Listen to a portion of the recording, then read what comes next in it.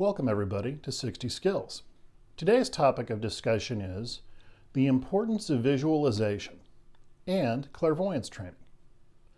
So visualization is a bit of a controversial topic right now regarding esoterica.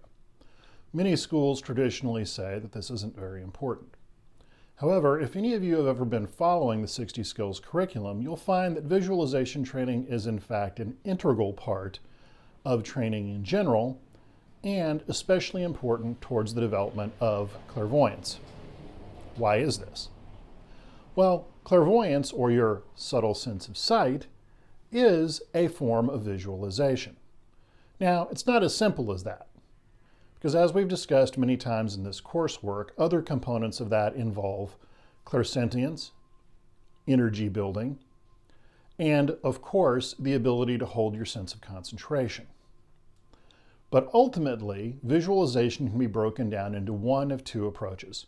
There's internalized visualization, where you close your eyes, and this is primarily used in things like out-of-body projection, mental wandering in my system, or as other systems sometimes describe it, astral travel. Now, clairvoyance, the way a lot of people conceive it, the ability to see subtle things with your eyes open in the environment around you, is another important part of training. This, in general, requires a practitioner to not only develop their ability to push into the subtle with their eyes open, but also, most importantly, requires a fair amount of subtle energy in the immediate environment around them. Now, why is this? Well, things that exist subtly, for the most part, don't have physical bodies. Since they don't have physical bodies, they don't have breath, and therefore the amount of astral energy that they have access to is rather limited. In short, they're not emitting much to see. So, the use of visualization and energy training allows a practitioner to pack an environment with more of what we call astral or subtle energy. This in turn gives the mental manifestation of these things something to reflect off of. This is also one of the reasons why subtle senses like clairvoyance and clairaudience tend to be rather cyclic in nature. Even people who have relatively advanced skills in this aren't essentially turned on all the time. Now, what are some things that can influence this? Well, when you're developing your clairvoyance or visualization skills, what you'll find is astrologically, as the moon goes through its phase and becomes a full moon, there's more astral or subtle energy available for things to reflect off of. As the size of the moon decreases or goes to the new moon state, the amount of ambient energy tends to decrease. Now, the reason for this is rather simple. Lunar energy largely affects the astral, and it is a function of the sun or solar energy reflecting off of the moon, turning into astral energy. So this is again the reason why as the moon gets full, astral phenomena tend to be more common. Now, the flip side of this is this results in a condensation of energy in the near physical, which for a lot of people makes out-of-body projection a bit more difficult.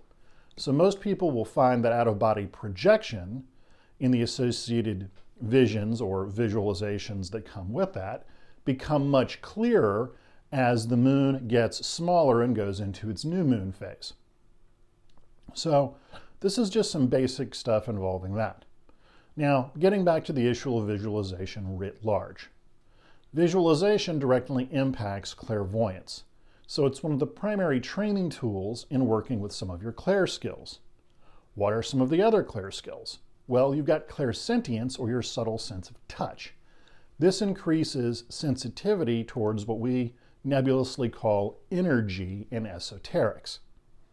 So clairsentience is a way of training your energy sensitivity. Clairvoyance is a way of training your visual sensitivity.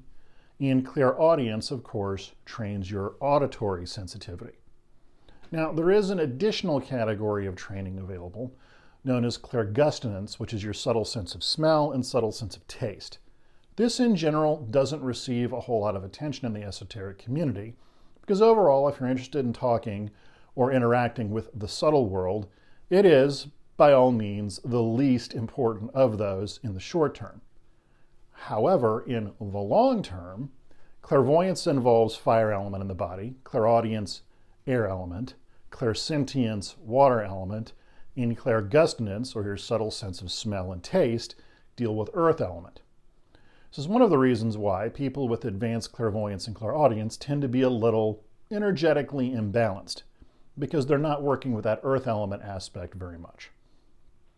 Now, in terms of visualization training, I do have one exciting announcement to make. One of my closest students and most advanced students is currently road mapping a comprehensive system for training clairvoyance. He's going through the testing phase right now, and it's going to probably take the better part of a year for the coursework to become available. But when it is, for those of you who've already purchased my clairvoyance training, I'm going to modify that training, and that will already be available to you for free if you've already purchased the coursework.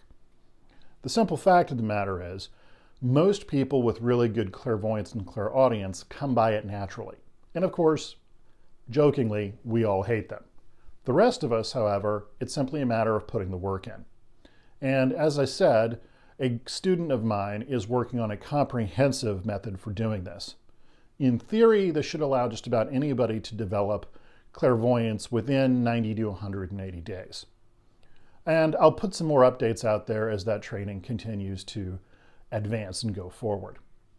But again, clairvoyance is critical, because if you can't see the subtle world, it's very difficult to interact with it.